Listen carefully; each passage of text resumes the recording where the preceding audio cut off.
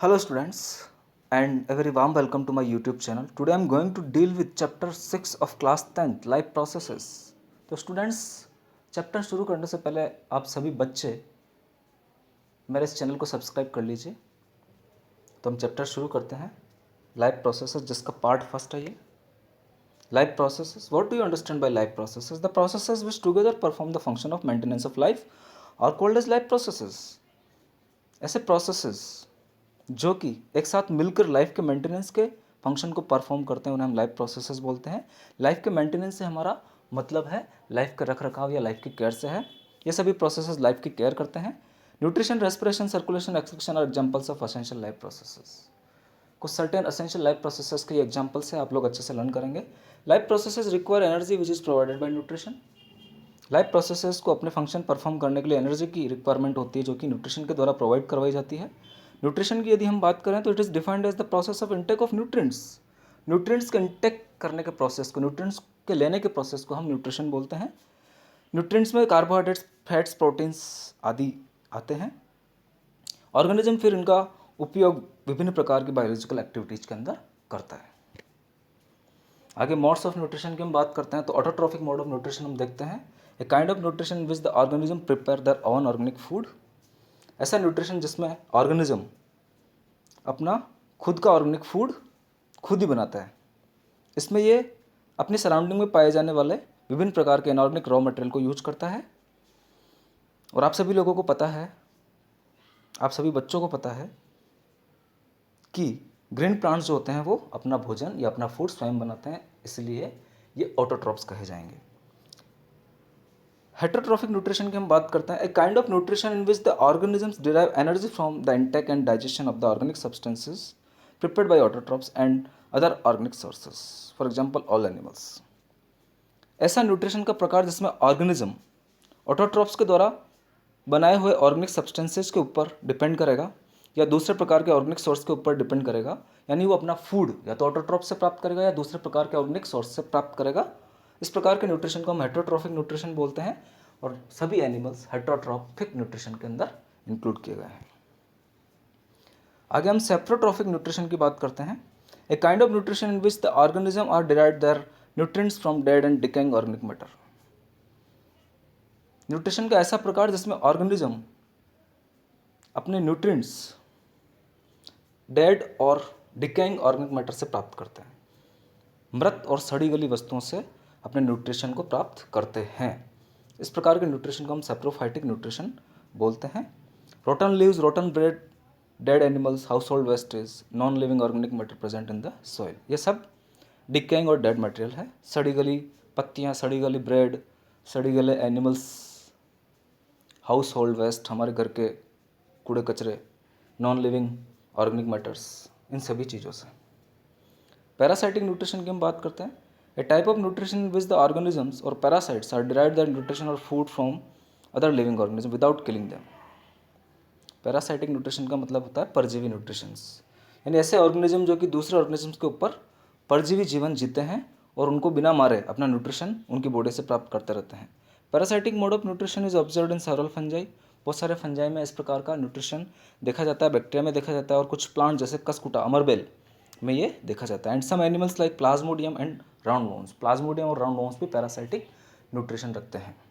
Plasmodium malaria का causing agent है और राउंड वॉर्म एस्करिस जो कि सॉइल में पाया जाता है और बच्चों में बीमारी फैलाता है. होलोजोइक न्यूट्रिशन की हम बात करें. In this type of nutrition organism takes the complex organic food material into its body by the process of ingestion. इस प्रकार के न्यूट्रिशन में एक organism complex organic food material को इंजेस्ट करता है, अंतर्ग्रहित करता है अपनी बॉडी के अंदर.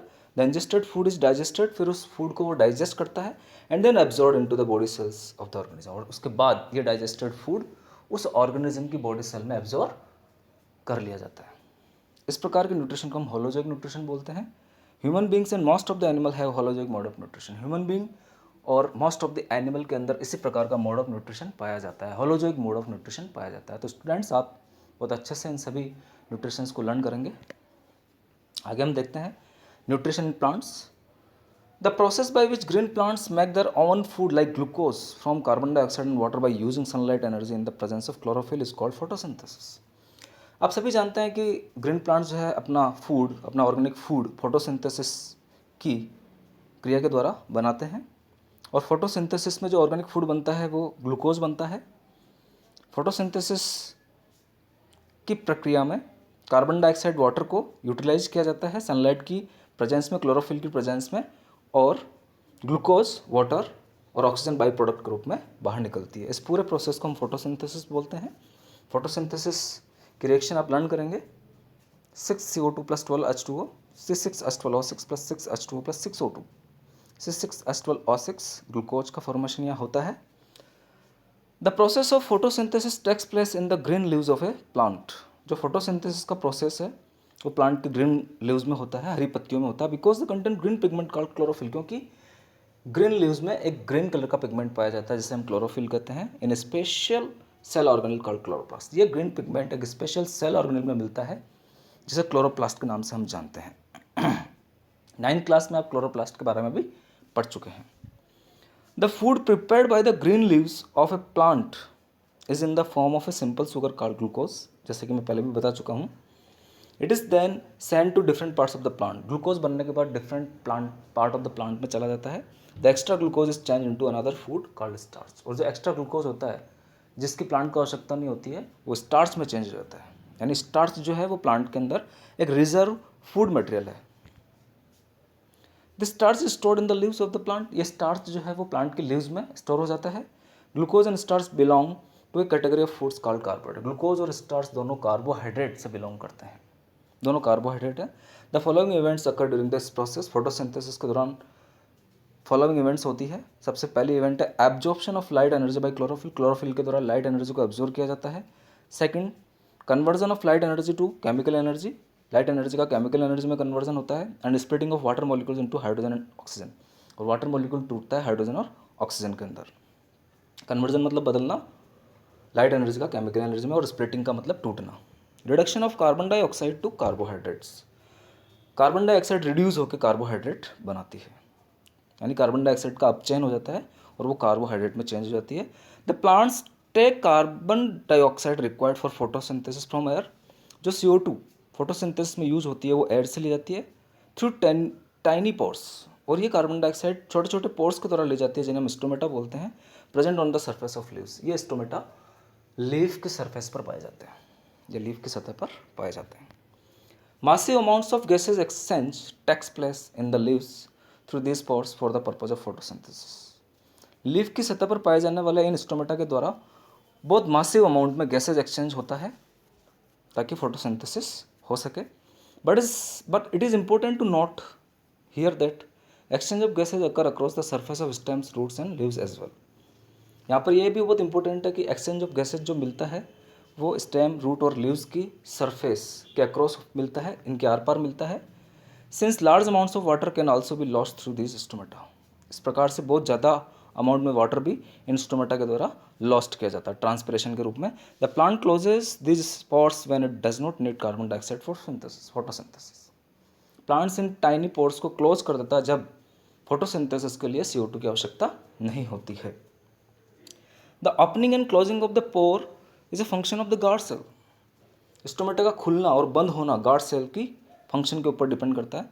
The guard cell swell when water flows into them. जब वाटर इनके अंदर फ्लो करता है तो ये गार्ड सेल फूल जाती है, causing the stomatal pore to open. और स्टोमेटल पोर जो है वो खुल जाते हैं। Similarly the pore closes if the guard cells shrink. और जैसे ही पानी इनसे बाहर निकलता है ये गार्ड सेल्स श्रिंक हो जाती है, सिकुड़ जाती है, और जो स्टोमेटल पोर है वो बंद हो जाते हैं।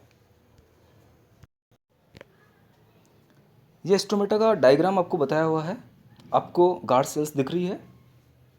Guard cells kidney shaped cells होती है जिनके अंदर आपको पॉइंट दिख रहे हैं जो कि क्लोरोप्लास्ट होते हैं, यानी गार्ड सेल फोटोसिंथेसिस कर सकती है। और बीच में एक पोर आपको दिख रहा है जिसको स्टोमेटल पोर बोलते हैं। गार्ड सेल के पास जो सेल्स होते हैं उन्हें हम एक्सेसरी सेल्स बोलते हैं या सब्सिडायरी सेल्स कहते हैं। आगे हम बात करते हैं न्यूट्रिशन इन एनिमल्स की। Depending upon the food habit के आधार पर holozoic animals are classified into 3 categories. Holozoic animals को हम 3 कैटेगरी में क्लासीफाई कर सकते हैं, हर्बीवोर्स, कार्निवोर्स और ऑमनिवोर्स। हर्बीवोर्स से हमारा मतलब है ऐसे एनिमल जो कि प्लांट मटेरियल और एल्गी को खाते हैं, एल्गी भी प्लांट के अंदर ही आती है, जिसे आप काई भी बोल सकते हैं। The common herbivores animals are cow, rabbit, goat, camel, deer. ये सभी हर्बीवोर है, ये सभी शाकाहारी जीव है। कार्निवोर्स की बात करते हैं जो मांसाहारी है। These animal eat only flesh of the other animal. ये एनिमल जो है केवल दूसरे एनिमल्स का मांस खाते हैं। The common carnivorous animals are lion, tiger, frog, snake etcetera. ये सभी मांसाहारी जीव हैं। ऑमनिवोरस जिन्हें हम सर्वाहारी बोलते हैं। This animals eat both plants and other animal as food. ये प्लांट मटेरियल और एनिमल मटेरियल दोनों को ही खाते हैं। The common omnivorous animals are man, sparrow, crow, bear. Human being भी ऑमनिवोरस है। स्पैरो चिड़िया, क्रो कौवा और बियर भालू, ये सभी ऑमनिवोरस एनिमल में आते हैं। There are 5 steps in the process of nutrition in animals. Animals के न्यूट्रिशन में यहाँ पर हम 5 स्टेप्स देखेंगे।